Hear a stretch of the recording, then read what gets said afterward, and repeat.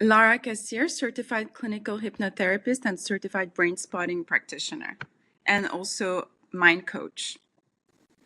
Can you tell me a little bit about your own journey? Sure.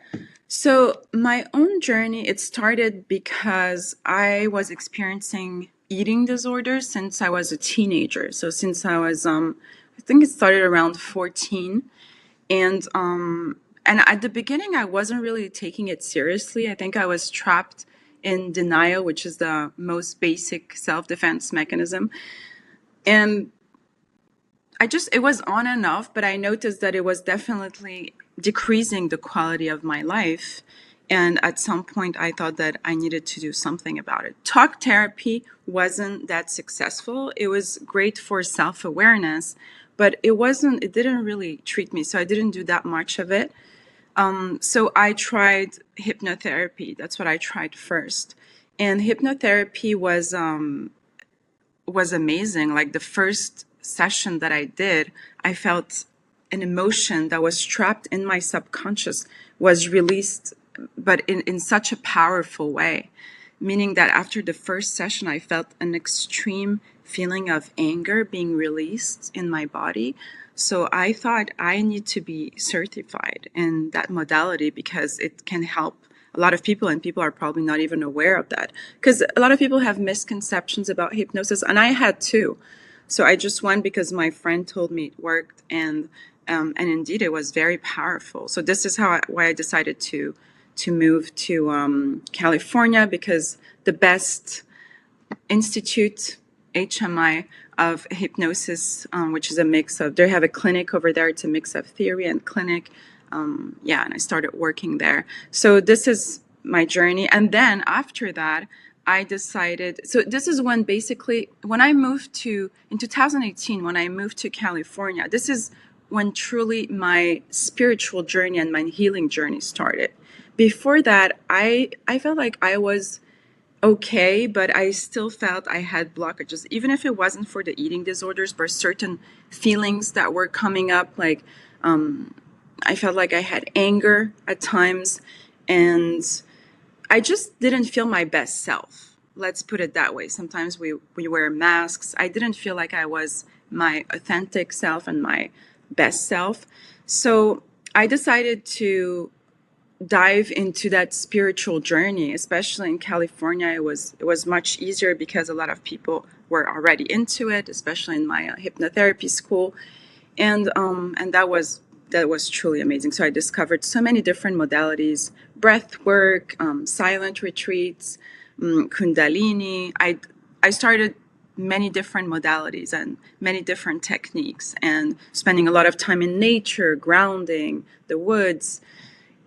And after that, I started brain spotting. I tried brain spotting, and that one was a life changer because brain spotting tapped into my subcortex, into the traumas, and that took me to another level. I did it consistently. So some people just do it one, two, or three times. I wanted I wanted to continue that journey because I saw a lot of results. And so mainly those modalities. But as I said, I tried many different modalities, and it's almost like a mindset. Once you start that, you you see so many results, basically, even though it's not linear, but it's so rewarding. And then I started, obviously, working and helping others. That's also very rewarding. So yeah, that's my journey. What is brain spotting? So brain spotting is a brain and body modality that is specifically designed for people suffering from post-traumatic stress disorders. So people who have small T's and big T's. Because what happens when we are, first of all, what is a trauma? As opposed to a negative experience, a trauma is basically an event that was too much for our brain to process. So what happens is that whatever's left unprocessed gets stuck in the subcortex.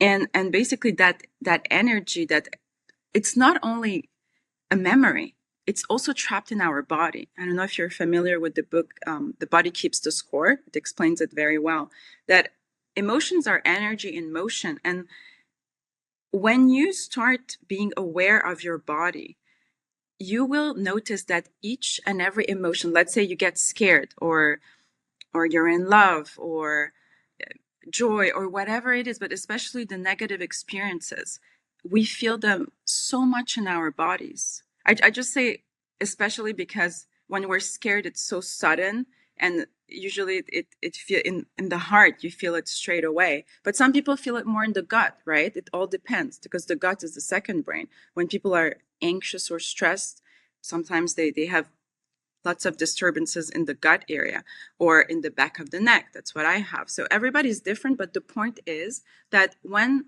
there's a certain emotion, we always feel first in the body. It's just that we are not aware of it because our rational mind, our prefrontal cortex, we're always encouraged by society to be very rational and very logical. So we never really connect with our bodies, and we're always overriding with logic. But in reality, everything is in the body. So that modality is very powerful. Why?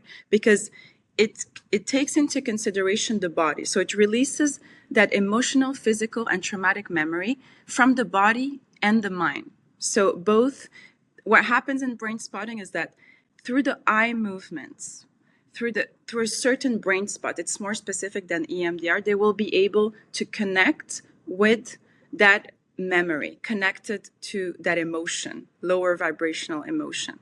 And so that way we can release it from both the body and the mind.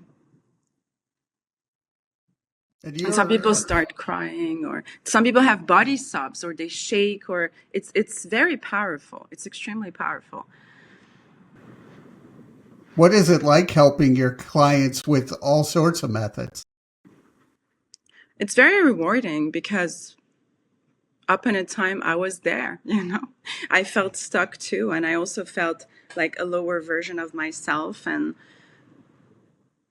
I think one of the privileges of this life is self-actualization, is becoming who you truly are, unlocking your full potential. And sometimes unlocking your full potential, yes, it could be obviously in your professional life, but also in your personal life, also your relationship with yourself, being able to love and be loved, and being vulnerable, all of the above. It's not one thing, but yes, basically becoming a higher version of yourself, who you truly are before the traumas, before the programming, reconnecting to your true self, your authentic self, because that's what it is. We put all these masks on because as a protection.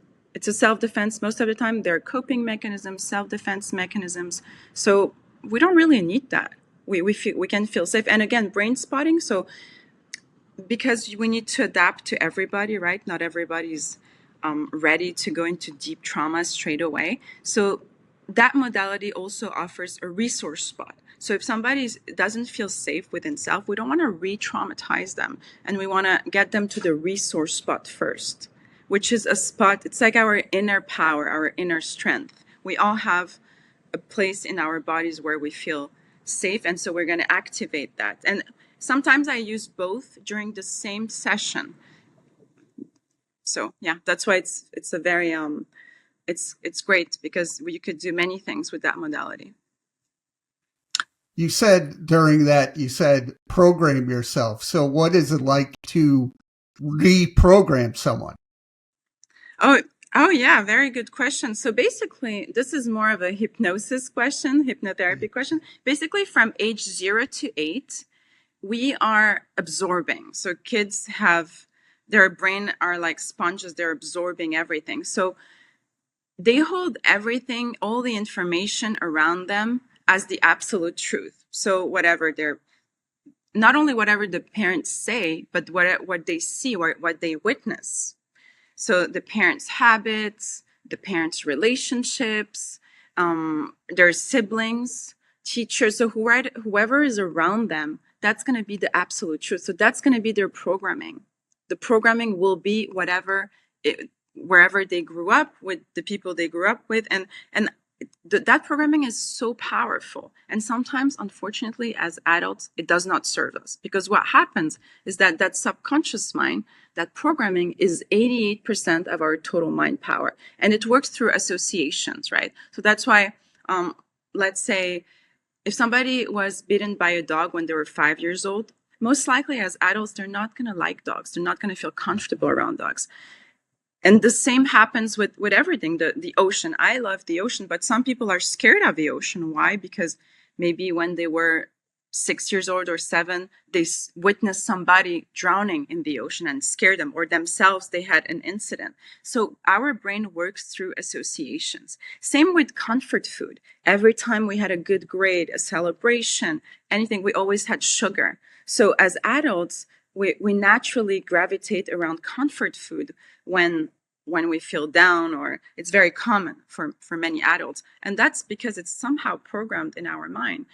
So the exercise, the goal with hypnosis is basically replacing that old programming that is no longer serving you because it's not aligned with your goals, with a new programming that is aligned with your goals. So replacing certain patterns that became destructive over time, or toxic, or not helpful, with self-supportive patterns that are helping you achieving whatever your goal is. So the goal is from the rational mind.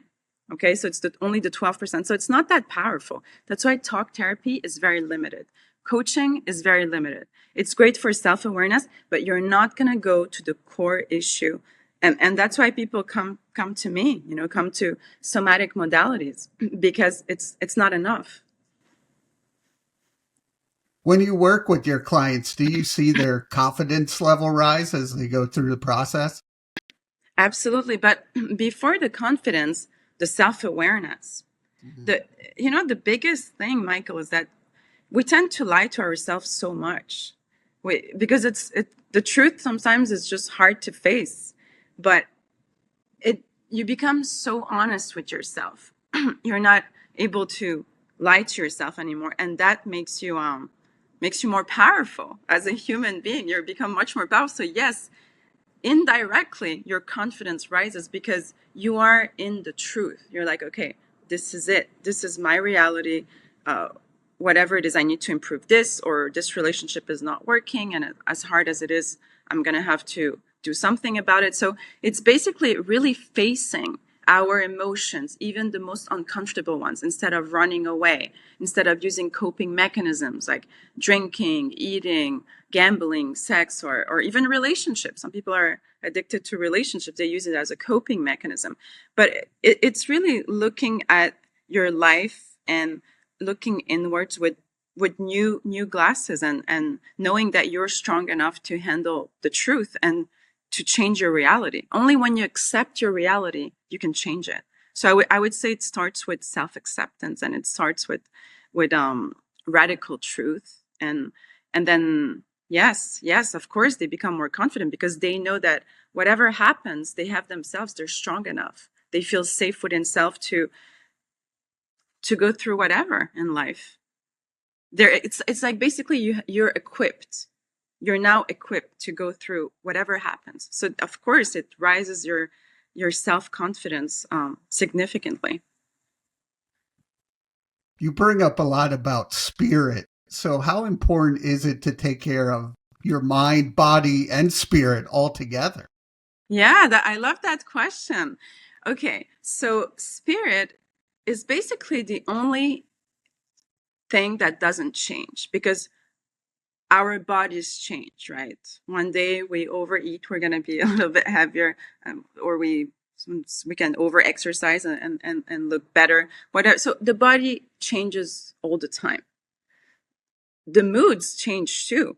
Our psychological moods, we have different types of mood. We're happy, we're irritable, we're sad. Okay, so this is not us.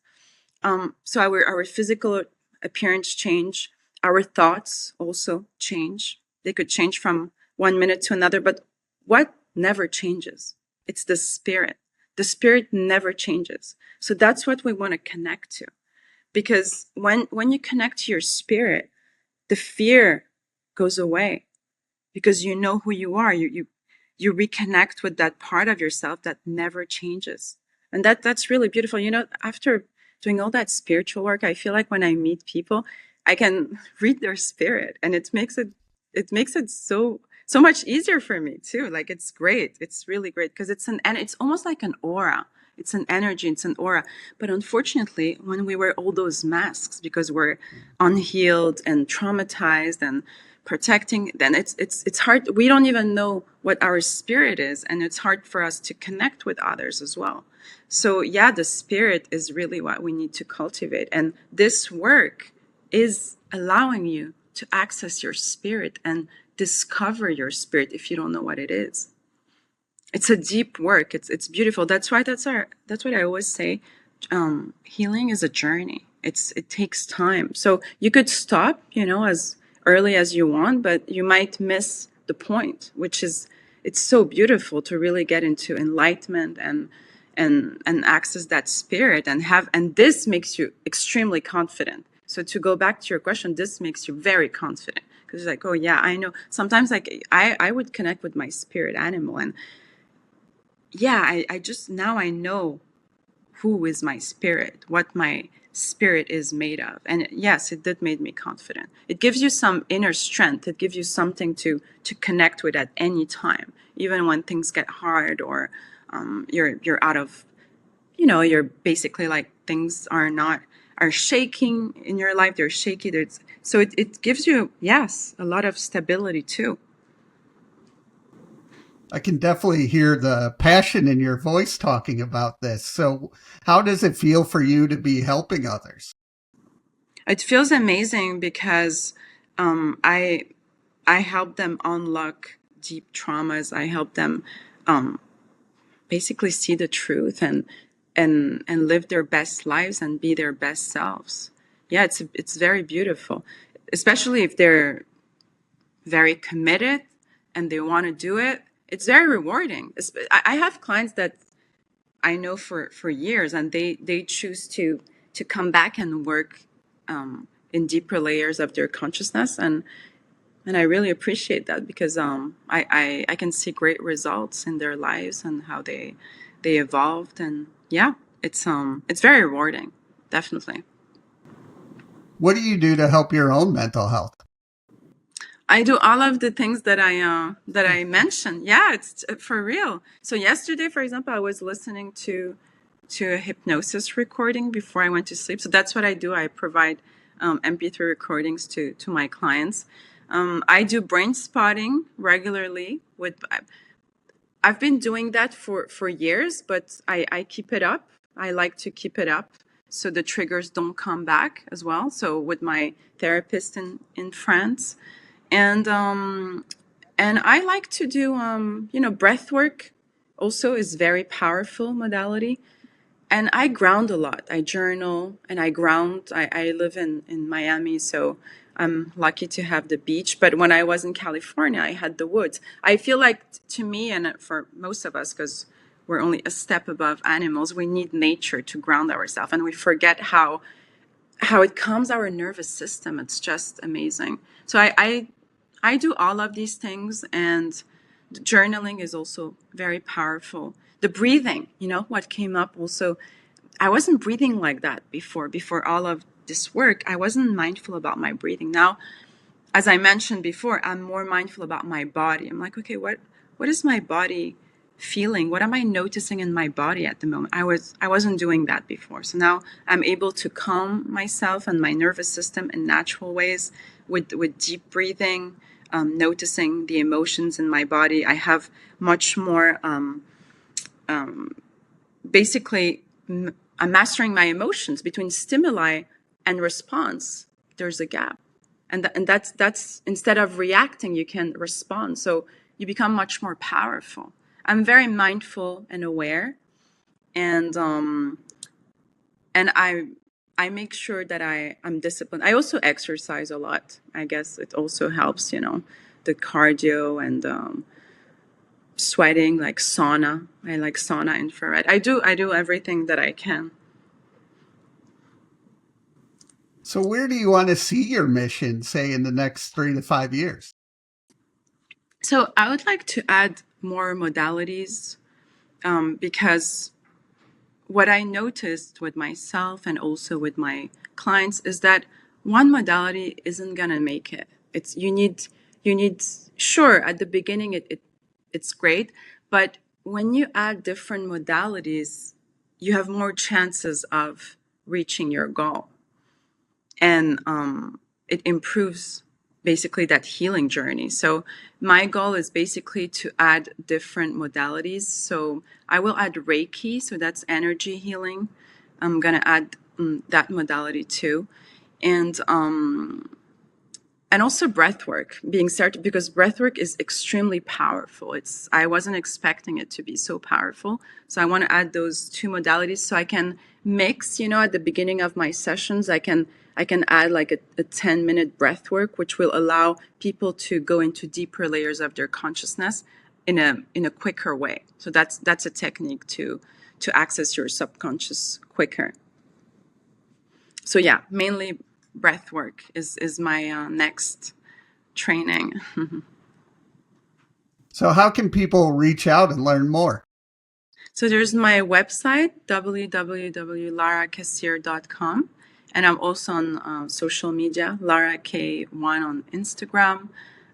They can learn more on my website, and they can book a free discovery consultation. It's 20 minutes via Zoom if they want to know more about those modalities and how it can fit their issue.